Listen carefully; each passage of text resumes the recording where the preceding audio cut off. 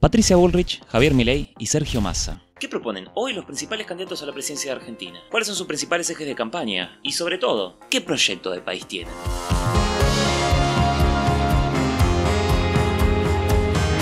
Hola amigos y amigas, les doy la bienvenida a Política para Millennials, política, análisis y actualidades de datos y fuentes concretos para la generación más trastornada que este mundo supo parir. Mi nombre es Miguel. Hola Miguel. Y les invito a este ciclo de videos en los cuales vamos a analizar las campañas electorales, los discursos y las ideologías de los principales candidatos a la presidencia: Patricia Bullrich, Javier Milei y Sergio Massa. Comenzamos este ciclo analizando las propuestas de la candidata de Juntos por el Cambio, Patricia Bullrich. Vamos a repasar los principales acontecimientos de su campaña desde las PASO hasta acá, recuperando sus hitos y momentos televisivos más importantes. Luego vamos a tratar de sintetizar algunos de los principales ejes de su campaña. Y para que este video no quede muy largo, la semana que viene voy a estar subiendo un segundo informe en el cual vamos a vincular las propuestas de Bullrich con el proyecto ideológico de las derechas argentinas. Gracias por ese like, gracias por esa suscripción y arrancamos con el informe. Patricia Bullrich, diputada nacional. Patricia Bullrich. No ha sido fácil la campaña para Patricia Bullrich. Si bien en las PASO la candidata de Juntos por el Cambio ganó la interna contra su competidor Horacio Rodríguez Larreta, hoy la tiene realmente complicada de cara a las elecciones generales. Pero igualmente sigue en la pelea y confía en sus chances de entrar a la balotaje en las elecciones del 22 de octubre. ¿Cómo viene la campaña electoral de Patricia Bullrich? Después de las PASO y para recobrar centralidad, el primer golpe fuerte de su campaña fue anunciar a Carlos Melconian como el futuro ministro de Economía de una hipotética presidencia. Melconian, gran divulgador, que si vos me invitás a comer fideo con tuco, no tenés ni fideo ni tuco, te digo, che, me invitaste o a no comer o a otra cosa. Y un hombre fuerte del establishment, le permitió a Bullrich abstenerse de hablar de aquello que entiende muy poco, o sea, de economía. Le diría, por favor, Patricia, si vas a ser presidenta, estudia un poco de economía. Esto igual no le impidió seguir con sus reiterados tropiezos en apariciones públicas. Va a ayudar a pensar a las personas para reconstruir la destrucción. Acá estoy. ¿Y arranca o no arranca? Y vamos a armar un sistema que ponga el foco en el ser humano desde una perspectiva en el que todo aquello que tiene que ver con el ser humano estén todos bajo una filosofía muy interesante.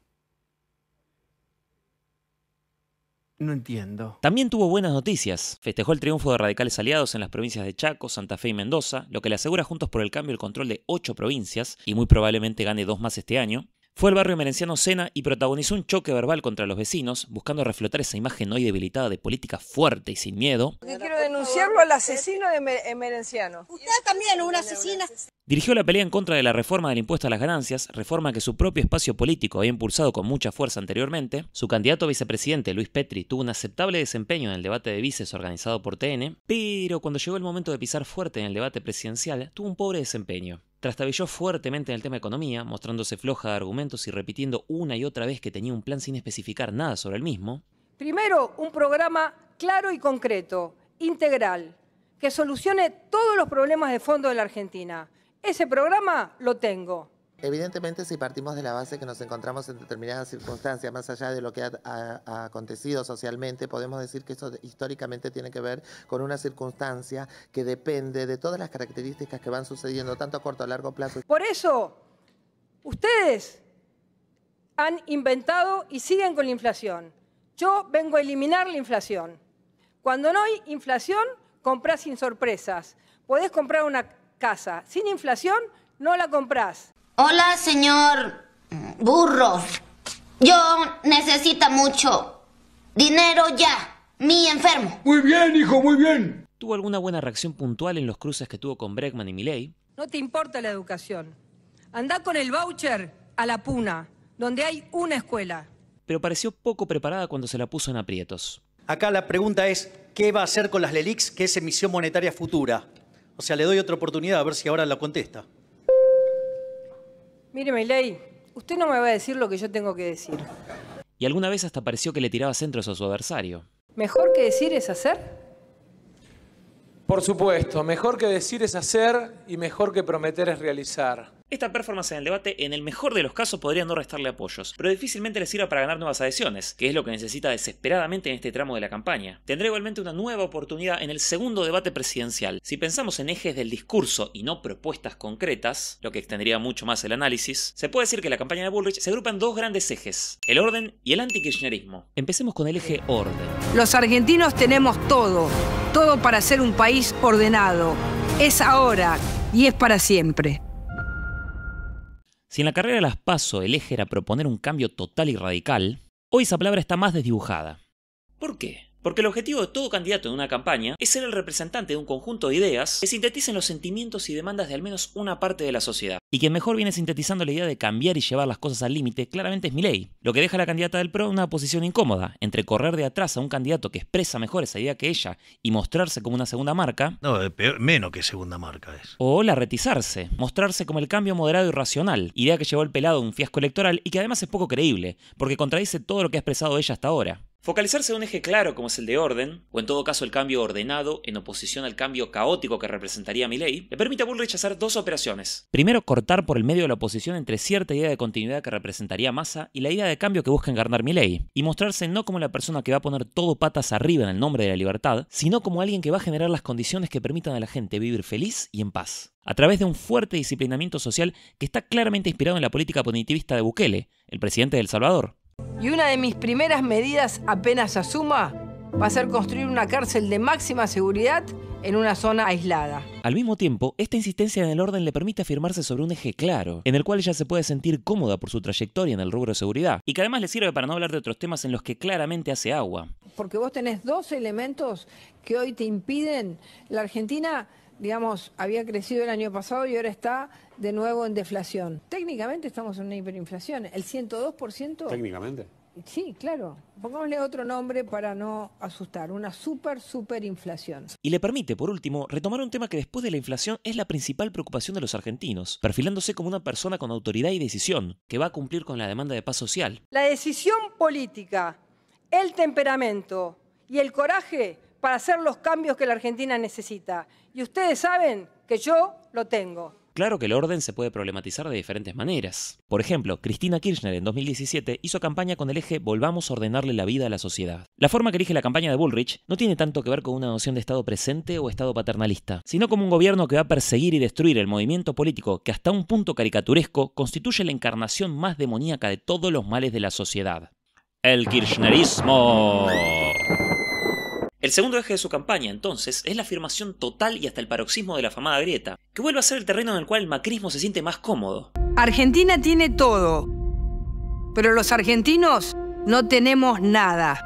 Tenemos escuelas públicas que formaron a los mejores y hoy están tomadas por los sindicatos kirchneristas. Tenemos el granero del mundo, pero el kirchnerismo no para de asfixiar al campo. Piqueteros mafiosos que les hacen la vida imposible. Te propongo terminar con el kirchnerismo de verdad y para siempre.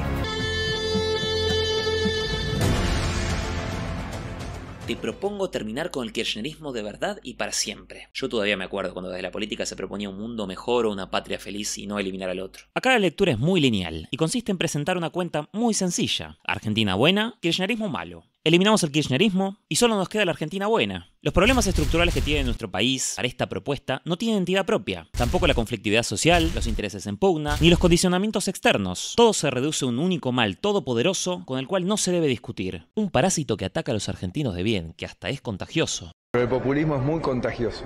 Esta insistencia en el kirchnerismo tiene un claro objetivo: volver a codificar las demandas sociales en clave grieta. Decirle a la sociedad que no es necesario patear el tablero. Porque el problema de fondo de los argentinos sigue siendo el kirchnerismo, y por ende, la única solución válida es eliminarlo. También es un intento por meterse en el diálogo entre Milei y Massa, que eligieron hablar entre sí e ignorar a la candidata de Juntos por el Cambio, ya que ambos se sienten muy cómodos teniendo al otro como enemigo. Please talk to me, please. Y además busca rediseñar la clásica oposición populista construida por Milei entre pueblo y casta, que la interpela directamente, ya que cuando Milei habla de la casta incluye el propio Juntos por el Cambio, más allá de sus coqueteos con cierto político de Tandil. Barrio Nuevo es casta.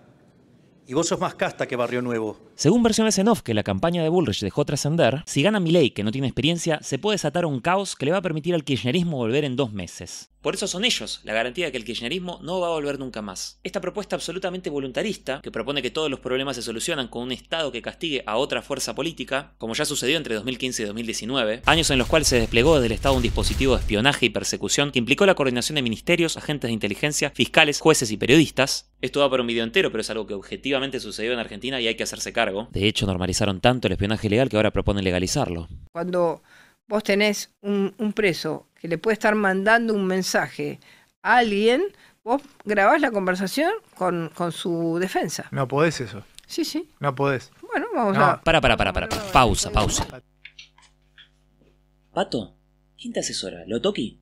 Te están estafando. Salí de ahí ya. Vuelvo. Esta propuesta es de algún modo la continuación y radicalización del último tramo de la campaña de Macri en 2019. No solo en su contenido, sino también en su metodología, porque aquella campaña no se basó solamente en publicidad política, sino en una gira por todo el país llamada La Marcha del Sí se Puede, que hoy cobra la forma de una caravana, cariñosamente llamada La Patoneta, y que también tiene como objetivo generar una épica colectiva, bastante alejada del discurso liberal al que nos acostumbraron. Hace 4 años en su campaña, Macri pasó de prometer gestión, trabajo en equipo y superación de las ideologías a, como dicen los sociólogos Ignacio Ramírez y Luis Alberto Quevedo, ir a una guerra por la salvación del alma, de la libertad y de la república y evitar el desembarco de la dictadura castrochavista que traía al frente de todos.